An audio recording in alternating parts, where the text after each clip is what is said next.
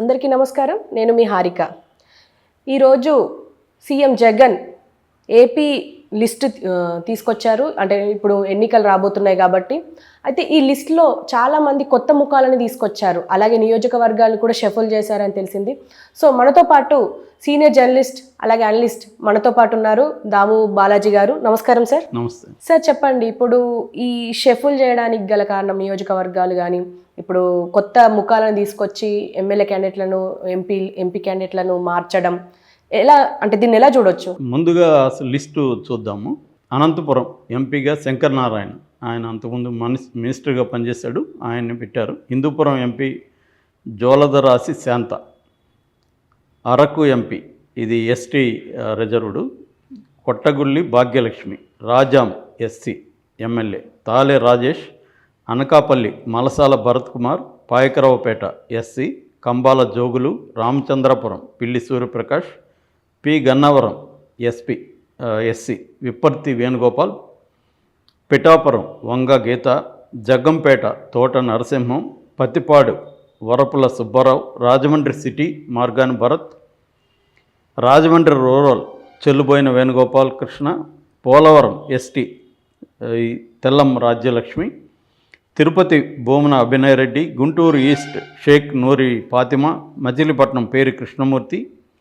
Chandragiri Chevireddy Mohith Reddy. Penukonda K V Usharani. Kalyanadurgam Talari Rangaiah. Araku ST ఎంపీది ఇది Goddeti Madhavi. Paderu ST Matsyarasa Visweswararaju. Vijayawada central Vellampalli Srinivasarao. Vijayawada west Sheikh Asif.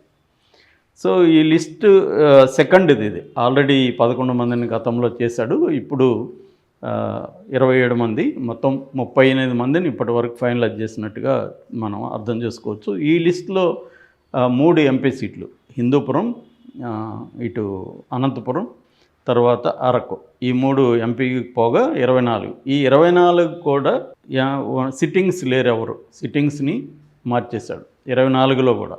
ఇది ఒక రాడికల్ మూవ్ అని మనం అనుకోవచ్చు. అంటే ఇట్లా మార్చడానికి గల కారణం అంటే ఆయన ఏం కారణాలు ఏంటంటే 4 సర్వేలు చేయించాడు అతను.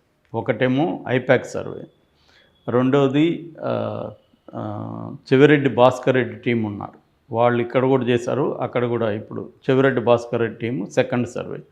థర్డ్ సర్వే ఇంటెలిజెన్స్ సర్వే, అంటే తన సలహాదారులు ఉన్నారు, ఇంటెలిజెన్స్ ఆఫీసర్లతో కూడుకున్న ఒక ఇంటెలిజెన్స్ సర్వే. ఫోర్త్ ఏమో నేషనల్ ఏజెన్సీస్ని కొంతమందిని అపాయింట్ చేసుకొని వాళ్ళ ద్వారా సర్వే. సో 4 రకాల సర్వేలు చేయించుకొని తన దగ్గర పెట్టుకున్నాడు. దాంతోపాటు నియోజకవర్గాల్లో కోఆర్డినేటర్లు పిలిపించి వాళ్ళతో మాట్లాడారు. సెగ్మెంట్ల వైజ్గా ఆయన ఆర్గనైజ్ చేసుకున్నాడు. సో తర్వాత దీనికి ప్రాతిపదిక ఏంటంటే 3 రకాల ప్రాతిపదికలు. ఒకటి అభ్యర్థుల పెర్ఫార్మెన్స్, అది గతం నుంచి ఆయన హెచ్చరిస్తూ వస్తున్నాడు. హెచ్చరించినప్పటికి కూడా వాళ్ళు మార్చుకొని కొంతమంది అభ్యర్థుల్ని పక్కన పెట్టేయడం, లేదు వాళ్ళు వేరే నియోజకవర్గంలో గెలుస్తారు అనుకున్నప్పుడు పక్క నియోజకవర్గానికి ఇవ్వడం, ఇది ఫస్ట్ ప్రాతిపదిక.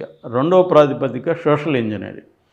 ముఖ్యంగా ఈస్ట్ వెస్ట్ గోదావరిలో జగన్కి ఇప్పుడు ఒక ఛాలెంజ్ ఎదురైంది. అక్కడ 34 నియోజకవర్గాలు ఉన్నాయి, పాత తూర్పు పశ్చిమ గోదావరి జిల్లాలు.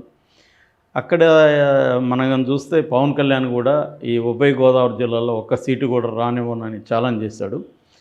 అక్కడ నిజంగా కూడా కొంత జగన్కి ఛాలెంజ్ ఉంది. ఎందుకంటే కాపు ఓట్లు తెలుగుదేశంతో కలిస్తే అక్కడ బలమైన ఇదే ఏర్పడుతుంది. కాపు ఓట్లు అక్కడ డెసిసివ్ ఫ్యాక్టర్. సో అటువంటి చోట్లని జగన్ ప్రధానంగా ఫోకస్ చేసి సోషల్ ఇంజనీరింగ్ చేస్తున్నాడు. అంటే కాపు కమ్మ కలిసిన చోట తను బీసీలని ఎక్కువ పెడుతున్నారు. మనం ఇక్కడ చూస్తే ఇప్పుడు ఈ లిస్టులో తూర్పుగోదావరి జిల్లాలో, ఉమ్మడి తూర్పుగోదావరి జిల్లాలో 7 చోట్ల మార్చాడు. అంటే మ్యాక్సిమం బీసీలని అక్కడ తీసుకొస్తున్నాడు.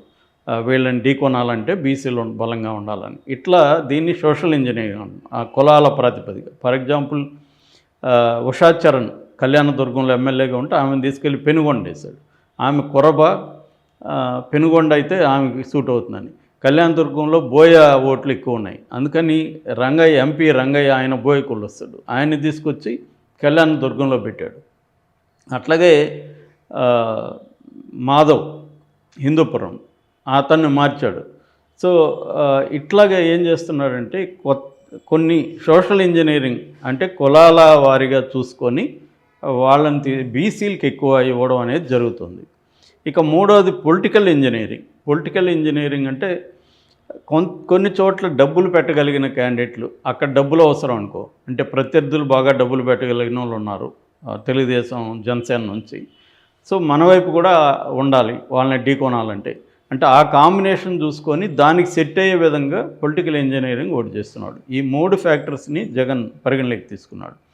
ఈ లిస్టులో ఒక ఇంట్రెస్టింగ్ ఏంటంటే దాదాపు 16 మంది కొత్త వాళ్ళు, అందులో 5 మంది వారసులు, 6 మంది వారసులు యాక్చువల్గా, 5 మంది ఏమో కొడుకులు అనమాట, ఆల్రెడీ ఎమ్మెల్యేలుగా ఉన్న వాళ్ళ కొడుకులు. ఫర్ ఎగ్జాంపుల్ భూమన అభినయ్ రెడ్డి, భూమన కరుణాకర్ రెడ్డి కొడుకు తిరుపతి, ఆల్రెడీ అతను రాజకీయాల్లో యాక్టివ్గా ఉన్నాడు. తిరుపతి పురపాలక సంఘంలో కూడా అతను పనిచేస్తున్నాడు. రెండవది మోహిత్ రెడ్డి, చెవిరెడ్డి భాస్కర్ రెడ్డి వాళ్ళ కొడుకు, చంద్రగిరి నియోజకవర్గం. మూడోది కృష్ణమూర్తి, నాని పేర్ని నాని వాళ్ళ అబ్బాయి, మచిలీపట్నం. సూర్యప్రకాష్ రామచంద్రపురం, పిల్లి సుభాష్ చంద్రబోస్ వాళ్ళ అబ్బాయి. అట్లాగే ఫాతిమా, ఆమె గుంటూరు ఈస్ట్ ముస్తఫా వాళ్ళ అమ్మాయి. సో ఈ 5 మంది కూడా ఆల్రెడీ ఎమ్మెల్యేల పిల్లలు. ఇక పోలవరం వచ్చేసరికి తెల్లం బాలరాజు ప్లేస్లో వాళ్ళ భార్యకి ఇస్తున్నారు రాజ్యలక్ష్మి. సో ఈ 6 మందిని మనం వారసులుగా ప్రకటించుకోవచ్చు. వీళ్ళు కాకుండా ఇంకొక 11 మంది కంప్లీట్గా కొత్త వాళ్ళు, రాజాంకి, అనకాపల్లి, పి గన్నవరం, జగ్గంపేట, కదిరి, ఎర్రగొండపాలెం, ఎమ్మిగనూరు, పాడేరు, విజయవాడ వెస్ట్. ఈ 11 వాటికి కొత్త మొఖాలను తీసుకొచ్చాడు. సరే, ఈ 5గురిని వారసుల్ని పట్టుకొచ్చారు. సో ఇట్లా అంటే వాళ్ళని బుజ్జగించడానిక వాళ్ళ వారసుల్ని లేదు, అంటే కొత్త మొఖాలను తీసుకొద్దాం, కొత్త బ్లడ్ని తీసుకొద్దాం అనేది జగన్ ప్లాన్. అంటే జగన్ ఏంటంటే కేవలం ఈ ఎన్నికలే దృష్టిలో పెట్టుకోకుండా తనకంటూ ఒక యంగ్ టీమ్ని రెడీ చేసుకోవాలి ఫ్యూచర్కి పనికొచ్చే విధంగా. వాళ్ళ ఫాదర్స్కి కూడా ఏదో ఒకటి ప్రొవైడ్ చేస్తాడు. బట్ యంగ్ ఎవరున్నారు రాజకీయాల్లో ఇంట్రెస్ట్గా ఉండి ఫుల్ టైం పనిచేయడానికి సిద్ధమయ్యి కొంత ఎడ్యుకేటెడ్ టీము, అంటే ఒక న్యూ టీముని ఫామ్ చేసుకుంటున్నాడు. ఇప్పుడు రాజశేఖర రెడ్డికి కూడా అలాంటిది జరిగింది. రాజశేఖర రెడ్డి కూడా తన టీంని ప్రతి చోట పెంచుకుంటూ వచ్చాడు. లాంగ్ టర్మ్ ప్లాన్ అనమాట ఇది. అలాగా జగన్ కూడా యంగ్ బ్లడ్ని ప్రోత్సహించడం ద్వారా తనకి ఒక టీము ఉంటారనమాట.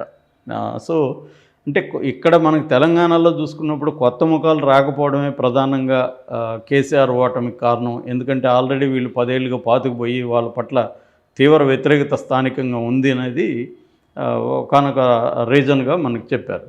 సో అలాగే జగన్ ఏం చేస్తున్నాడంటే కొత్త ముఖాలను తీసుకురావడం, నియోజకవర్గాల వారీగా సోషల్ ఇంజనీరింగ్ చేయడం, తర్వాత పొలిటికల్ ఇంజనీరింగ్ అంటే అవతల ప్రత్యర్థుల స్థాయి వాళ్ళ పరిస్థితిని బట్టి ప్రత్యర్థి ఒక దగ్గర కమ్మ స్ట్రాంగ్గా ఉన్నాడు, అక్కడ కూడా డబ్బులు పెట్టే ఒక కాపునో లేకపోతే ఒక బీసీనో తీసుకురావడం, ఇలాంటి అనేక సమీకరణాలు చూసుకొని లిస్టులు తయారు చేస్తున్నాడు. దీనివల్ల రెబల్స్ అవుతారా, కొంతమంది తనకు వ్యతిరేకంగా పోయి అక్కడ దళిత కార్డు వాడచ్చు, లేకపోతే బీసీ కార్డు వాడి తనకు వ్యతిరేకంగా మాట్లాడచ్చు, అవన్నీ కూడా అతను పరిగణలోకి చేసుకొని ఏది ఎక్కువ నష్టం, ఇప్పుడు దళితుడు అతను పోయి మనకి యాంటీ అవుతాడు అనుకుంటే అదే ఎక్కువ నష్టమా, అతనికి టికెట్ ఇస్తే అతను ఓడిపోతాడు ఇది ఎక్కువ నష్టమా అని ఆలోచించుకున్నప్పుడు గెలిపే అతనికి ప్రధానంగా చూసుకున్నాడు. సో గెలుస్తారంటేనే ఇస్తున్నాడు.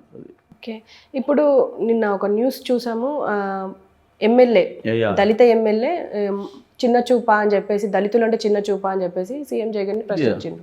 ఇంకా ఎక్కువ వస్తాయండి ఇవన్నీ. ఏంటంటే ఇప్పటికిప్పుడైతే ఇంకా ఎవరు పోయి తెలుగుదేశంలో చేరలేదు, కానీ ఇంకా ఇది ఇప్పుడు కాదు, గత 1.5 year నుంచే 40 మంది వెళ్ళిపోతారు, 50 మంది వెళ్ళిపోతారని.